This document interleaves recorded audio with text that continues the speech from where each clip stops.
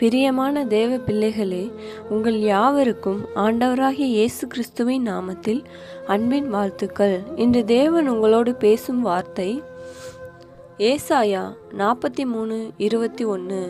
இந்த ஜனத்தை எனக்கென்று ஏற்படுத்தினேன், இவர்களின் துதியை சொல்லி வருவார்கள். இந்த வசனம் தேவன் நம்மை தெரிந்து கொண்டார் என்பதை குறிப்பிடுகிறது.